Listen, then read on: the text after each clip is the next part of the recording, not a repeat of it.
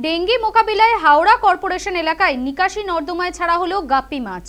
মশার বংশবৃদ্ধি ঠেকাতে এই উদ্যোগ নিয়েছে পুর কর্তৃপক্ষ। বুধবার পুর নিগমের পক্ষ থেকে প্রথম দফায় প্রায় 12.5 লাখ গাপ্পি মাছ তুলে দেওয়া হয় বিভিন্ন ওয়ার্ডের স্বাস্থ্যকর্মীদের হাতে।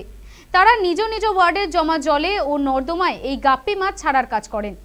এদিন পুর নিগমের কেন্দ্রীয় কার্যালয়ে এই কর্মসূচির সূচনা করেন কর্পোরেশনের মুখ্য প্রশাসক সুজয় চক্রবর্তী। উপস্থিত ছিলেন পুর কমিশনার সহ স্বাস্থ্য বিভাগের আধিকারিকরাও।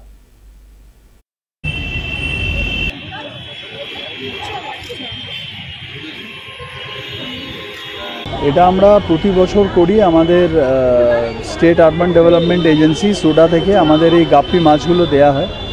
এটা ডেঙ্গু মরশুমের এই শুরুর দিকে এবং মাঝখানে আমরা এখন একবার দিলাম। প্রায় আজকে টোটাল 12.5 লক্ষ গাপ্পি মাছ গোটা হাওড়ায় ছাড়া হবে এবং আবার সেপ্টেম্বরে আমরা আবার এরকম আরেকটা ফেজ দেব।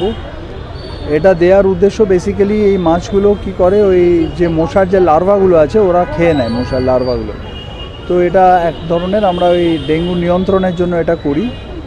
তো এটা আমাদের একটা রুটিন এক্সারসাইজ। এবারেও আমরা আমাদের কমিশনার সাহেব, ডেপুটি কমিশনার, সেক্রেটারি সবার প্রেজেন্সে আমরা করলাম।